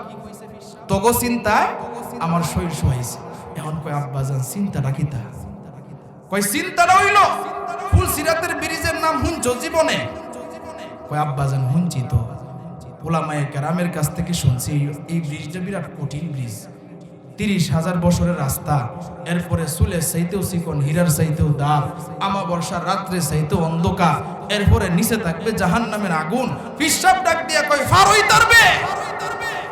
কি কয়? ফার হইতে পারবে? কয়, বাবা জানি না তো। কয়, এর লাগি তো আমার শরীরে শুয়াইছে। বাবা কোনো অর্থ তো বুঝলাম না। অর্থ বুঝোস না আবার প্রশ্ন করস, হুন তাইলে এই ফুলসিরাতের ব্রিজ তো তোর আর যারা মুরিদ করছি এদিনে লইয়া তো আমার ফুলসিরাতের ব্রিজ পারণই লাগবো। এর লেগে প্রতিদিন প্র্যাকটিস করে 2 বার হাফ ডাউন করি ফুলসিরাতের ব্রিজ। নাউজুবিল্লাহ, আরো আস্তে কোন জোরে কোন নাউজুবিল্লাহ। কয়বার 2 বার বলি হাফ ডাউন করে। এখন বেটা তো চৌধুরী সাহেব শিক্ষিত মানুষ, শিক্ষিত মানুষের সাথে কিন্তু উল্টা পাল্টা কথা কওন যায় না, কথা ঠিক কিনা বলেন? এই যে আমি ওয়াজ করতেছি, যদি আমি উল্টা পাল্টা ওয়াজ করি ওলামায়ে কেরাম যারা আছে বুঝবে কি বুঝবে না? আল্লাহ হাফেজ বানাইছে, মাওলানা বানাইছে, মুফতি বানাইছে, লেখাপড়া কইরা এরপরে এখানে বসছি, কারণ উল্টা পাল্টা ওয়াজ করলে তো ওলামায়ে কেরাম বুঝবে, কথা ঠিক কিনা বলেন? শিক্ষিত যারা তারা বুঝবে। চৌধুরী সাহেব বুঝে লাইছে যে তুমি তো সলিমুল্লাহ, আসলে ফির না, তুমি দুনিয়া লোভী ফির। কারণ ফুলসিরাতের ব্রিজ দুনিয়া থেকে আবার কেমনে পারো, কথা কিনা কর। এখন কয় দাঁড়াও তোমারে সাইজ করতেছি, আপনারা মনে হয় কষ্ট পাইতেছেন। চলবে তো ইনশাআল্লাহ? কারা কারা চলার পক্ষে একটু হাত তুলে দেখান তো মাশাআল্লাহ, নারায়ে তাকবীর। আল্লাহ কবুল করুক, বলেন আমিন। এবার চৌধুরী সাহেব কয় বাবা তাইলে আমার তো সম্পদের অভাব নাই, তাইলে আমার 10 কাঠা সম্পদ আছে, আপনার এখান থেকে 5 কাঠা সম্পদ লিখে দিলাইলাম। যখন এই কথা কইছে বাবা তো খুব খুশি, কারণ হের চিন্তা ভাবনাই তো এইটা, কথা ঠিক কিনা বলেন? পাইছি, যা একটা ধনী লোক পাইছি, সম্পদটা পাইছি। এখন কই আব্বা জান একটা শর্ত যদি আমি বলতাম অনুমতি দিলে, কই আমার যে সম্পদটা আমি আপনারে দিমু, আমি যদি মরে যাই কি আমার পোলা মানে যদি আপনারে না দে, আমি চাইতাছি আপনারে সম্পদটা আমাদের নিয়া এরপরে বুঝাইয়া দিব, এরপরে আপনি কোট গাইরিয়া সাইনবোর্ড লাগাইয়া দিবেন এটা আপনার সম্পদ। কই খুব ভালো হয়, ল আজকেই যাই, ল আজকেই যাই। এখন মুরিদ লইয়া গেছে, মুরিদ চিন্তা করতেছে আজকে তোমার ঠেলাটা দিন, ফুলসিরাতের ব্রিজ নিয়ে পারো, আজকে খবর আছে। এখন মুরিদে জানে যে এই জায়গার মধ্যে একটা গাতা আছে, ফেক কাদা ভরা। এরপরে মুরিদে কি করছে, ওই জায়গাতে ফিরসাবরে লইয়া যায়। ফিরসাব তো দেখবেন এমন যাইতে ফির, এই যে আমি বইছি আমার ফেট তো ঠিক আছে, ফিরসাব যে দিতা হিটির ফেট লাগ করিস কেন, কথা ঠিক কিনা কর? ফিরসাব তো ফেট লইয়া লড়তারে না, এরপরে লোক সম্পদ ফাইলছে, এরপরে লইয়া যাইতেছে, মুরিদের সামনে দিয়ে যায়, ফিরসাব পিছে দিয়ে যায়। মুরিদে তো জানে না গাথা, মুরিদে ঘুরে গেছে, ফিরসাব তো আর জানে না। ফিরসাব সম্পদের লোভে তাড়াতাড়ি যাইতেছে, যখন এই ফেকের মধ্যে ফাড়া দিছে তখন কোমর উস্তুরি ডাইবে গেছে গা, কোমর উস্তুরি যখন ডাইবে গেছে গা, তখন মুরিদ এই বেয়াদব, এই বেয়াদব, তুই তো আমার ফেহের মধ্যে গারার মধ্যে এই দিক থেকে লেগে আইনছস। এবার মুরিদে ডাক দিয়ে কয় আব্বা জান আপনারা ডেলি ফুলসিরাতের ব্রিজ 2 বার হাফ ডাউন করেন, তাইলে এই যে ফেক্কা দাইরে দেখলেন না কেন লেগে, একটাও কথা বলবেন না, একটাও চিল্লান দিবেন না। এখন তো কোমর উস্তুরি গাড়ছেন, যদি আমি এখন আসি ফাড়া দিয়া সম্পূর্ণ গাড়ায়া ফেলবো। আপনি যে ভণ্ড, আপনি যে ভণ্ড, এর মধ্যে কোনো সন্দেহ নাই। আপনি দুনিয়া লোভী, আপনি মানুষের সম্পদ আত্মসাৎ করার পীর, আপনি মানুষকে ধোঁকা দেওয়ার পীর। সুতরাং এই সমস্ত ভণ্ড পীর যেগুলো আছে মনে রাখতে হবে, এই এলাকায় যদি থাকে, ভিন্ন এলাকায় যদি থাকে, মুসলমান হুঁশিয়ার হইতে হবে। এই সমস্ত ভণ্ড পীর মানুষের ঈমান আকীদা নষ্ট করে, এই জন্য সাবধান হতে হবে। জুতা দিয়া পিটায়া এই সমস্ত ভণ্ড পীরকে এলাকা ছাড়া করতে হবে, কথা ঠিক কিনা বলেন? কারা কারা রাজি আছেন হাত তুলে আল্লাহরে দেখায়া দেন। রাজি আছেন তো ইনশাআল্লাহ? আল্লাহ কবুল করুক, বলেন আমিন। হাসান বসরি যদি এই জাতের ফির হইতো, তাই তো কইতো রাবিয়া বিয়া বউ জান্নাতের টিকেট চিন্তা ভাবনা সব দূর হয়ে যাবে, কথা ঠিক কিনা বলেন? কিন্তু হাসান বসরি কয় না, আমার নিজের ভিতরেই তো এই চিন্তা। সুবহানাল্লাহ কইতেন। ওয়াজ বুঝতেছেন সকলেই? মাশাআল্লাহ, আল্লাহ কবুল করুক, বলেন আমিন। তাহলে মুফাসসিরিনে কেরাম বলছেন সাকসেসফুল ওই ব্যক্তি যার ভিতরে গুণ থাকবে 3টা, এর মধ্যে 1 নাম্বার হইল যার ভিতরে চিন্তা ভাবনা থাকবে না। তাহলে দেখলাম নবী চিন্তা আছে না নাই, দেখলাম আল্লাহর ওলি যারা তাদেরকে চিন্তা আছে না নাই, তাহলে চিন্তা ভাবনা ছাড়া কেউ নাই। দ্বিতীয় নম্বরে মুফাসসিরিনে কেরাম বলেন সাকসেসফুল ওই ব্যক্তি যার ভিতরে ভয় থাকবে না। যার ভিতরে কি থাকবে না? ভয় থাকবে না। আপনারা এখানে যারা আছেন বলেন ভয় ছাড়া কেউ আছে? প্রত্যেকেরই ভয় আছে, প্রত্যেকেরই ভয় আছে। এখন আপনি বাড়িতে যাবেন, একা একা যাইতে ভয় লাগবে। আমাদের বিগত যে সরকার আছেন, স্বৈরাচার সরকার, এই সরকার, আমরা তো ঢাকার শহরে থাকি, ওনার বাসভবনের কাছাকাছি মোহাম্মদপুরের কাছাকাছি থাকি, তো ওই জায়গায় প্রায় 12 বছর ধরে আল্লাহ রাখছে মসজিদ মাদ্রাসা। হযরত হাফিজজি হুজুর রহমাতুল্লাহি আলাইহির নাতির মাদ্রাসায় আসি, একটা মহিলা মাদ্রাসায় আসি, পাশাপাশি একটা মসজিদের ইমাম খতিব হিসেবে আসি। আবার শীতকালে প্রতিদিনই আলহামদুলিল্লাহ আল্লাহ এই খেদমতটা করাচ্ছেন। তো মাঝে মধ্যে যখন আমরা গাড়ি নিয়ে ওই দিকে ঢুকি, পুলিশের বাধা। কি ব্যাপারটা গীতা, কি ব্যাপার স্যার? বলছিলেন গাড়িতে বৈশা আমার নারী কেলেঙ্কারিতে ফাঁসাইছে যারা, তারা যদি মিথ্যাবাদী হয় আর আমি মামুনুল হক যদি মিথ্যাবাদী হই, তাহলে আল্লাহ যেন আমাকে ধ্বংস করে, আর তারা যদি মিথ্যাবাদী হয় আল্লাহ যেন তাদেরকে ধ্বংস করে। মামুনুল হক সামনে 3-4 বছর জুলুম করতে পেরেছো, কিন্তু আলহামদুলিল্লাহ আল্লাহ মামুনুল হক সাহেব নির্দোষ প্রমাণ হয়েছে। তোমরা যারা বিনা কারণে আল্লাহ মামুনুল হক সাহেবকে কষ্ট দিয়েছো আর উলামায়ে কেরামকে জেলখানায় রেখেছো, আল্লামা সাইদি সাহেবকে শহীদ করেছো, তোমাদের এই দেশ থেকে পালাতে বাধ্য হইতে হয়েছে। ইঁদুরের গর্ত খুঁজে পাও নাই, কোনো ঠিক কিনা বলেন? পাও নাই ইঁদুরের গর্ত। মনে রাখতে হবে, সকলকে ইতিহাস থেকে শিক্ষা নিতে হবে। প্রত্যেকেই যারা জুলুমকারী হবে সকলের একই পতন হবে, কথা ঠিক কিনা? একই পতন হবে। এই জন্য ভাইরা বুঝতে হবে, আসুন কোরআনের দিকে আসুন, সুন্নাহর দিকে আসুন। কোরআন এবং সুন্নাহ অনুযায়ী যদি জীবন চালান আল্লাহ তাআলা সাকসেসফুল করে দিবে। জুড়ে বলেন সুবহানাল্লাহ। এইজন্য তাফসীরকারকরা লিখেছেন, ভয় থাকবে না যারা সাকসেসফুল, কিন্তু ভয় ছাড়া কি কেউ আছে? নাই। 3 নাম্বার মুফাসসিরিনে কেরাম বলেছেন, 3 নাম্বার গুণ, মনে যা চায় তাই করবে।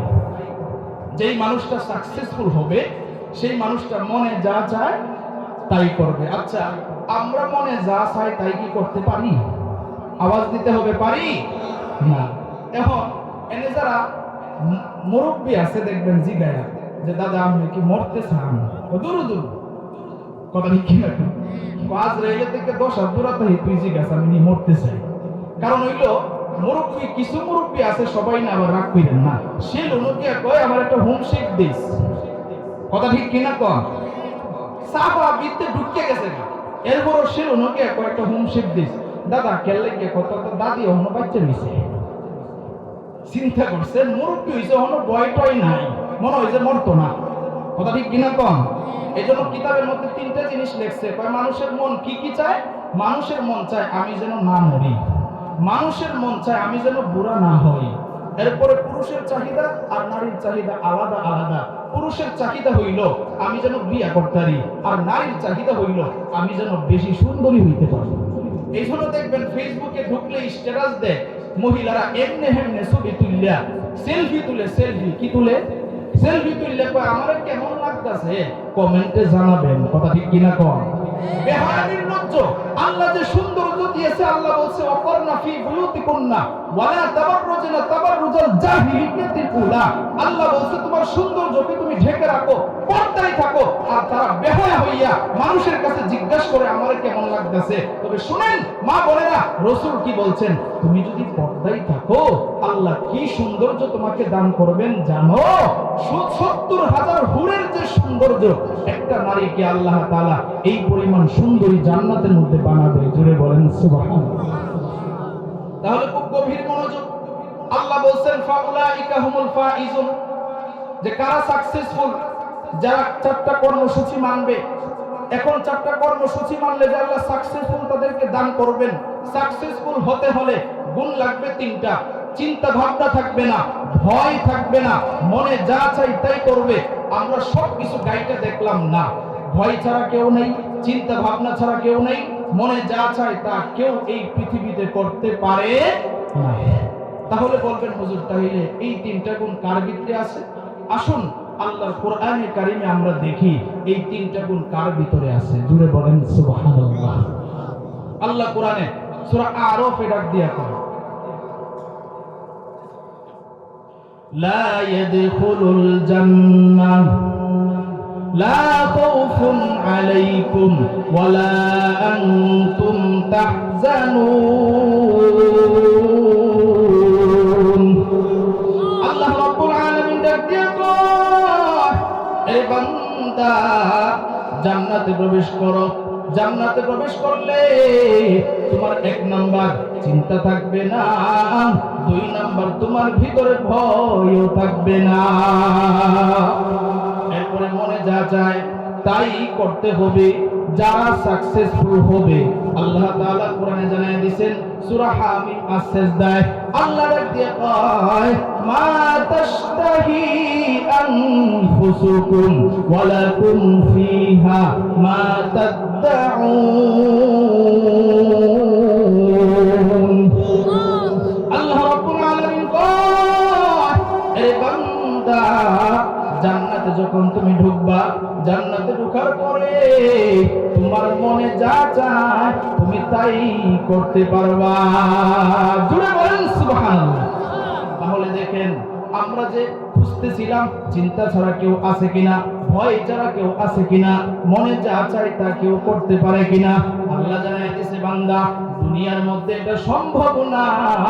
একমাত্র যে ব্যক্তিটা জান্নাতের ভিতরে ঢুকবে ওই ব্যক্তিটার ভিতরে আমি আল্লাহ এই তিনটা গুণ ঢুকায়া দিব।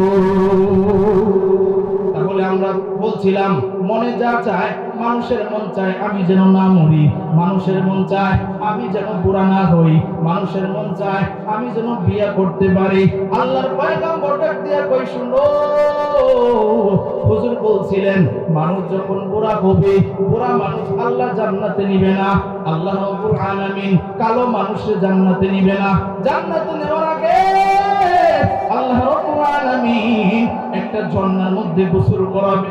গোসল করাতে দেরি হবে রে ভাই, 33 বছরের যুবক হইতে দেরি হবে না। 33 বছরের যুবক হয়ে যাবে। আল্লাহর পয়গম্বর ডাক দিয়ে কয় শুধু তাই নয়, ওই লোকটাকে আমি আল্লাহ আরো নেয়ামত দান করব। 2 নাম্বার নেয়ামত পয়গম্বর ইউসুফ আলাইহিস সালাতু ওয়াস সালামের মতো সুন্দর হয়ে যাবে। 3 নাম্বার নেয়ামত দাউদ আলাইহিস সালাতু ওয়াস সালামের মতো কণ্ঠ দান করব। আল্লাহ রাব্বুল আলামিন ডাক দিয়া কয় 4 নাম্বার নেয়ামত দান করব আমার বন্ধু মুহাম্মদুর রাসূলুল্লাহ সাল্লাল্লাহু আলাইহি ওয়াসাল্লামের যে আখলাক ছিল, চরিত্র ছিল, জান্নাতে একটা মানুষের ভিতরে নবীজির চরিত্র ঢুকায়া দেওয়া হবে। আল্লাহ রাব্বুল আলামিন জানায় দেয় বান্দা 5 নাম্বার নিয়ামত দেওয়া হবে। আদম আলাইহিস সালাতু ওয়াস সালামের যে বডি আছে 7 হাত বুক হবে, 120 হাত লম্বা হবে। এত নিয়ামত আল্লাহ তাআলা দিবেন। আল্লাহ ডাক দিয়া কয় পুরুষরা বিয়ে করতে চাও, আমি আল্লাহ এক একটা পুরুষ জান্নাতীকে 70,000 হুরের মালিক বানায়া দিব। তাহলে চিন্তা করেন এই যে সাকসেসফুলের ব্যাখ্যা শুনলেন, সাকসেসফুল হবে তারা, সংক্ষেপে বলি জান্নাতে যাবে যারা। সকলে আমার সাথে বলেন সাকসেসফুল হবে তারা, জান্নাতে যাবে যারা। সকলে আমার সাথে আবারও বলেন সাকসেসফুল হবে তারা। জোরে, জান্নাতে যাবে যারা। তাহলে জান্নাতে যাইতে হইলে আগেই বলছিলাম সূরা নূরের 52 নম্বর আয়াতে কর্মসূচি দিয়েছেন আল্লাহ কয়টা? 4টা। তাহলে জান্নাতে যাইতে হইলে এখন সংক্ষেপে বুঝেন কর্মসূচি মানতে হবে কয়টা? 4টা। তাহলে কর্মসূচি শুনেন। নাম্বার 1 আল্লাহ বলেন ওয়া মান ইউতি'ইল্লাহ। আল্লাহ রাব্বুল আলামিন জানায় দেয় বান্দা আমি আল্লাহকে মানতে হবে, আমি আল্লাহর বিধান মানতে হবে। 1 নাম্বার কর্মসূচি সংক্ষেপে বলি। 2 নাম্বার কর্মসূচি আল্লাহ ডাক দিয়া কয় শুনো, আমি আল্লাহকেও মানছো, আমি আল্লাহর বিধান মানছো, তবে আমি আল্লাহর বিধান একজনের তরিকায় মানতে হবে। আল্লাহ ডাক দিয়া কয় রাসূলুহু, আমার রাসূলের তরিকা অনুযায়ী আমার বিধান মানতে হবে। আল্লাহ 2টা কর্মসূচি দিবেন। 1 নাম্বার মানতে হবে কাকে? আরো জোরে আওয়াজ দিয়ে বলেন কাকে? 2 নাম্বার মানতে হবে কাকে? রাসূলকে। আল্লাহ ডাক দিয়া কয় আমারে শুধু মানছো, রাসূলরে মানো নাই, তুমি ঈমানদার হও নাই। আমারে মানছো, আমার রাসূলরে মানো নাই, তুমি ঈমানদার হও নাই। আমাকেও মানতে হবে, আমার রাসূলকেও মানতে হবে। 3 নাম্বার আল্লাহ ডাক দিয়া কয় ওয়া ইয়াখশাল্লাহ।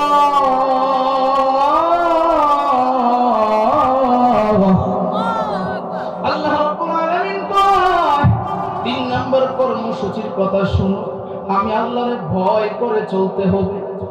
আমি আল্লাহরে কি করে চলতে হবে? ভয়। আল্লাহ ডাক দিয়া কয় ভয়। কেমন ভয়? একটা গুনার কাজ তোমার সামনে আসছে, একটা নারী তোমার সামনে পড়ে গেছে, আল্লাহর ভয় এমন ভাবে ঢুকাইতে বলবে দুনিয়ার কেউ না দেখলেও আমার আল্লাহ তো দেখতেছেন। এই জন্য সাবধান, আল্লাহর এই নিয়ামত চক্ষু দিয়া পর নারীর দিকে তাকানো যাবে না। তাহলে 3 নম্বর কর্মসূচি, ভয় করতে হবে কাকে? আরো জোরে আওয়াজ দিয়ে বলেন কাকে? আল্লাহ 4 নম্বর কর্মসূচির মধ্যে বলেন ওয়ায়াত্তাকি। আল্লাহ রাব্বুল আলামিন 4 নম্বর কর্মসূচি দিয়ে বলেন যে আমি আল্লাহর আযাবের শাস্তি থেকে নিজেকে বাঁচায় রাখতে হবে। 4 নম্বর কর্মসূচি তো একটু না ব্যাখ্যা দিলে বুঝবেন না। 4 নম্বর কর্মসূচি যে আল্লাহ বলছেন, আপনারা কি বিরক্ত হইতেছেন? বিরক্ত হইতেছেন? শুনেন কোরআনের আলোচনা একটু শেখ হাসিনার বিরুদ্ধে কইতেই কিছু লোক উঠতে গেছেন, মনে হইতেছে ওই গ্রুপের নাকি তা যাক প্রস্তাব করার গেছে যাক, কারণ এখন এদিক সেদিক আর তাহানির সময় নাই, কথা ঠিক কিনা কম? দেখেন না ইজতেমার ময়দানে কত ভাই যে লীগ আইছে রে ভাই, ইসকনের নাম দিয়া চেষ্টা করছেন দিহি কোন রকম বাংলাদেশের মধ্যে অশান্তি লাগানো যায় কিনা। আমাদের একজন অ্যাডভোকেট রে গলা কাটতে হত্যা করছে, শহীদ করছে, কথা ঠিক কিনা বলেন? ইসকন দিয়েও পারে নাই। এখন চিন্তা করলো কেমনে কি করা যায়। এখন তাবলীগের মধ্যে তো 2টা গ্রুপ আছে, একটা হকপন্থী আর একটা হচ্ছে সন্ত্রাসী গ্রুপ, কথা কয় না? আর একটা সাদ গ্রুপ, না আমি নাম দিছি এটা সন্ত্রাসী গ্রুপ, কথা ঠিক কিনা বলেন? কারণ একটা সন্ত্রাসী গ্রুপ না হইলে আমাদের এই মাদ্রাসার সন্তানদেরকে, তাবলীগের সাথীদেরকে 2018 সালে শেষ করতেছি, 2018 সালে আমাদের মাদ্রাসার সন্তানদেরকে একটা দুইটা নয় 5,500 সন্তানদেরকে আহত করেছে, হসপিটালে পাঠাইছে। ওলামায়ে কেরাম মেনে নিয়েছে, ওলামায়ে কেরাম মনে করছে যাক এদেরকে বুঝাইয়া দেখি কোন রকম দিনের পথে আনা যায় কিনা। না না, অনেক বুঝাইছে, অনেক বুঝাইছে। এখন দেখা যায় তারা এমন ভাবে জীবনকে তৈরি করতে চাচ্ছে, এমন ভাবে দখল করতে চাইছে, তারা চিন্তা করছে আলেম ওলামা মনে হয় দুর্বল হয়ে গেছে, কথা ঠিক কিনা বলেন? আলেম ওলামা বোঝানোর চেষ্টা করছে আর মনে করছে দুর্বল হয়ে গেছে গা। এখন চিন্তা করছে কোন রকম ভাবে যদি মারামারি কইরে হইলো মাইরে হইলো ইজতেমার ময়দানে ঢোকা যায়। আলেম ওলামা রাত্রি বেলা ওই সাথীরা ঘুমাইছে, আলেম ওলামা পাহারাদারি করতেছে, আর তাবলীগের সাথীরা পাহারাদারি করতেছে। কিন্তু ওই সন্ত্রাসী বাহিনী, সাদিনী বাহিনী, তারা কি করছে 20,000 লোক তারা সাপাতি দাও বান্দা নিয়া ঘুমন্ত মানুষের শরীরে কূপ দিছে, ইট দিয়া মাথায় বাড়ি দিছে, যেখানে পারে সেখানেই কূপ দিছে। 7 জন মানুষ শহীদ হয়েছে। আমি এখান থেকে ঘোষণা দিয়ে দিতে চাই, ও সাদ সন্ত্রাসী বাহিনী, মনে রাখতে হবে আমাদের সন্তানদেরকে 2018 সালে তোমরা আক্রমণ করেছো, এখন 2024-এর শেষের দিকে এসে আমার ভাইদেরকে শহীদ করেছো। আমার প্রায় 100 ভাই এখনো হসপিটালে ভর্তি আছে। আল্লামা মামুনুল হক সাহেব বলছেন মনে রাখতে হবে আমরা অনেক ছাড় দিয়েছি, আর ছাড় নয়, প্রতিটা রক্তের ফোঁটার জবাব তোমাদেরকে দিতে হবে, কথা ঠিক কিনা বলেন? আপনারা সকলে ওলামায়ে কেরামের পক্ষে আছেন না নাই? কারা কারা আছেন হাত তুলে আল্লাহ দেখায় দেন। রাজি আছেন তো ইনশাআল্লাহ? আল্লাহ সকলকে কবুল করুক, বলেন আমিন। এই জন্য ভাই ভয় পেয়ে কোনো লাভ নাই। হকের পক্ষে যারা থাকে তারা কোনো সময় ভয় পেয়ে কথা বলে না, মানুষের পাশ হাঁটা আলেমগিরি করে না। যারা খাঁটি আলেম সরকারের পাশ হাঁটে না, নেতার পাশ হাঁটে না, সভাপতির পাশ হাঁটে না, কথা ঠিক কিনা বলেন? হক কথাগুলো বইলা দেয় যে হক কথা কোরআনে আল্লাহ বলছে অকুল জা আল হাক্কু ওয়া যাহাকাল বাতিল, হক যখন আসে বাতিল যতই শক্তিশালী হোক পালাতে বাধ্য হয়, কথা ঠিক কিনা বলেন? ওয়ায়াকশাল্লাহ, আল্লাহ বলে আমার বই করেছে এগুলো। 4 নম্বর ব্যাখ্যার কথা বলতেছিলাম, আল্লাহর শাস্তির যে হবে এই শাস্তির থেকে বেঁচে থাকার জন্য বলছেন। এখন এটা কেমনে? ও যুবক ভাই, শেষ করতেছি, শুনেন। যুবক ভাইরা যারা আছেন, মনে করেন আপনার একটা মহিলা আইসা বলল I love you. I love you শব্দটা চিনে? বাবারে বাবা, চিনে বলি আই লাভ ইউ, চিনে রেখেছেন অবস্থা। আই লাভ ইউ অর্থ আমি তোমারে ভালোবাসি। কিন্তু যুবকটা কয় শোনো, ইন্নী আখাফুল্লাহ, আমি তো আল্লাহরে ডরাই। তুমি যে আমার আই লাভ ইউ কইছো ঠিক আছে, কিন্তু এটা তো হালাল পন্থা না। হালাল পন্থা হইল বিবাহ, কথা ঠিক কিনা বলেন? বিয়ে হইল হালাল পন্থা, কারণ প্রেম ভালোবাসা এটা বিয়ার আগে না বিয়ার পরে, কথা ঠিক কিনা বলেন? প্রেম ভালোবাসা হবে বিয়ার পরে। আর আমরা এখন উল্টা পাল্টা বাইরে দিছি প্রেম ভালোবাসা বিয়ার আগে। আমার কয় হুজুর একটা মানুষ একটা মেয়ে যদি না চিনি তাইলে এর বিয়া করে কেমনে সংসারটা করি? শয়তানি বুদ্ধি রে চিন্তা করছে। আমি কইলাম তাইলে চিনার লেগে কয়দিন লাগে? কয় হুজুর 10 বছর ধরে প্রেম করি। কয় বছর? আমি কইলাম আস্তাগফিরুল্লাহ আস্তাগফিরুল্লাহ। ভাই আপনি হিসাব মিলাবেন। আমার কথাগুলো হয়তো বা কারো কাছে ভালো লাগবে, কারো কাছে ভালো লাগবে না। আমি এটা বলতে চাই না, রবের কাছে যদি আমার কথা পছন্দ হয় আমি ইনশাআল্লাহ সাকসেসফুল। কথা ঠিক কিনা বলেন? মনে রাখতে হবে, আপনি হিসাব মিলাবেন। খাতায় প্রয়োজনে প্রত্যেকটা ঘরের পরিবারের হিসাব মিলাইবেন। যেই সমস্ত যুবকরা তাদের যৌবনকে ধ্বংস করেছে, তাদের যৌবনকে অকাতরে নষ্ট করেছে, মেয়ের পিছে বিয়ের আগে নিজের যৌবনকে হারাম ভাবে নষ্ট করেছে, আপনি হিসাব মিলাইবেন। ওই মেয়েটার সাথে যদি বিবাহ হয়, 100 পরিবারের মধ্যে যদি 100 এরকম পরিবার থাকে, একটা পরিবারেও শান্তিতে নাই। কথা ঠিক কিনা বলেন? একটা পরিবারেও শান্তিতে নাই। তবে যারা বাপ মার কথায় কিংবা হালাল পন্থায় বিবাহ করেছে, ওই পরিবারগুলো যাচাই করবেন, দেখবেন আলহামদুলিল্লাহ ওই পরিবারগুলো শান্তিতে আছে। কথা ঠিক কিনা বলেন? একটু এদিক সেদিক হইতে পারে, 5টা হাতের আঙ্গুল তো সমান না। কথা ঠিক কিনা বলেন? এই জন্য ভাই আল্লাহর শাস্তি থেকে কেমনে বাঁচবেন? মেয়ে বলছে আই লাভ ইউ, আপনি বলছেন ইন্নী আখাফুল্লাহ। ওলামায়ে কেরাম তো বুঝছেন ইন্নী আখাফুল্লাহ মানে আল্লাহরে ভয় করি আমি। তোমার আই লাভ ইউর answer I love you too আমি দিতে পারবো না, কারণ আমি আল্লাহরে ডরাই। আল্লাহর রাসূল ডাক দিয়া কই, শোনো, এই যে তুমি আল্লাহর আযাবের শাস্তি থেকে নিজেরে বাঁচাইছো, সুসংবাদ শোনো, হাসরের ময়দানে আরশের ছায়ার নিচে আমি রাসূল, তুমি এই যুবকের হাত ধরে আমি আল্লাহর আরশের ছায়ার নিচে তোমারে বসায় দিব। জোরে বলেন সুবহানাল্লাহ। তাহলে 4টা কর্মসূচি সকলেরই বুঝে আসছে তো ইনশাআল্লাহ? বুঝেন ভালোভাবে। সারা বাংলাদেশে ওয়াজ করে দাওয়াত দেন আর না দেন, হক কথাগুলো বইলা গেলাম। সকলে ইনশাআল্লাহ মানার চেষ্টা করবেন। কে কে মানবেন একটু হাত তুলে আল্লাহরে দেখান তো। আল্লাহ সকলকে কবুল করুক বলেন আমিন। 1 মিনিটে আরেকটু হুজুর রাগ কইরেন না।